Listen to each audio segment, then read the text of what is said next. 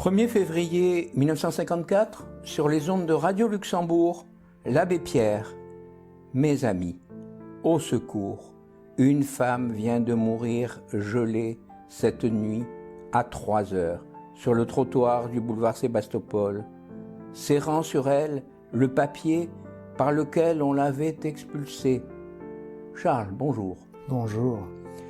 65 ans après, 2019, on parle toujours des sans-abri, de mal logés, de logements insalubres et non chauffés. C'est un problème très complexe. Le cri de l'abbé Pierre peut être relayé par ce que disait récemment un dénommé Tim Gennard, que certains d'entre vous connaissent peut-être, qui est un ancien SDF qui s'en est sorti et qui maintenant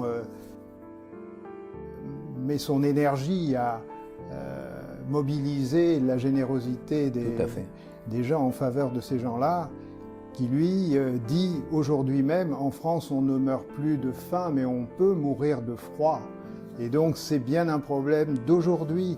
Et même à Marseille, qui est dans un pays plutôt favorisé sur le plan climatique, mais on peut mourir de froid à Marseille aussi. Et vous savez que cette tension sur le marché de l'immobilier à Marseille s'est encore accrue l'an dernier avec l'effondrement de ces 2 immeubles qui ont fait 8 morts et des centaines et des milliers de déplacés.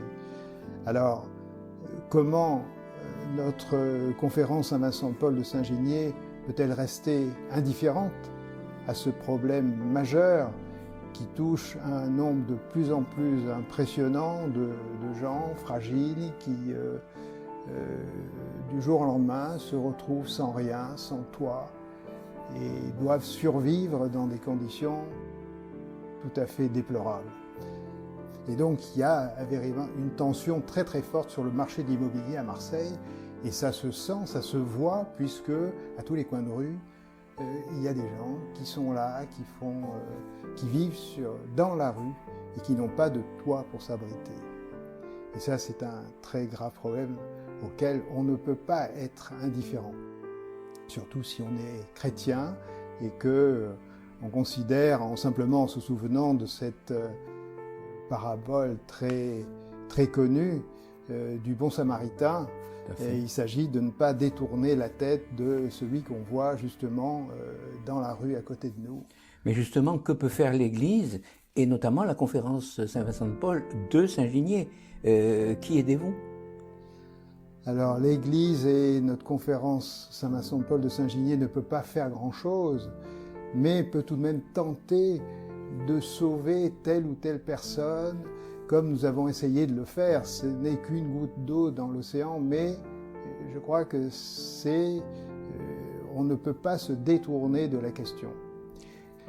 Mais nous sommes d'ailleurs pour cela aidés par une association qui s'appelle Habitat et Humanisme et qui est spécialisée dans le logement social. Voilà, justement, de quoi s'agit-il?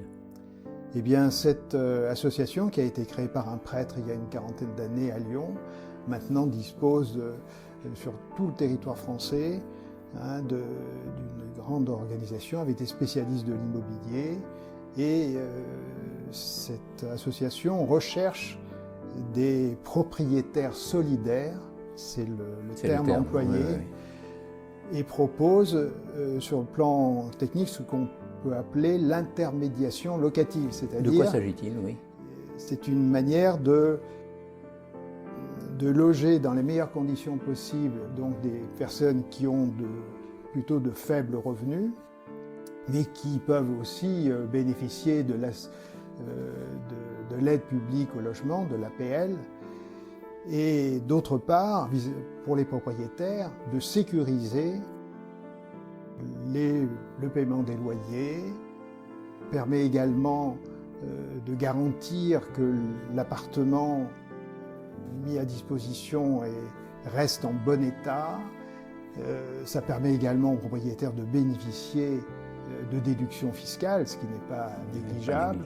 Donc finalement, c'est un excellent système pour permettre à des gens qui ont les moyens, qui ont justement cette disposition du cœur pour aider ces gens qui qui ont des difficultés en la matière, sans prendre le moindre risque. Au contraire, ils ont peut-être moins de risques que de louer directement à des propriétaires, à des locataires qui, sur le marché tel qu'il est.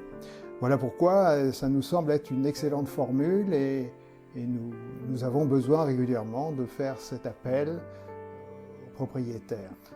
Voilà, alors qu'est-ce que nous faisons? Nous faisons peu de choses, mais nous faisons, c'est pour ça que je voudrais, au nom de notre paroisse, lancer un appel.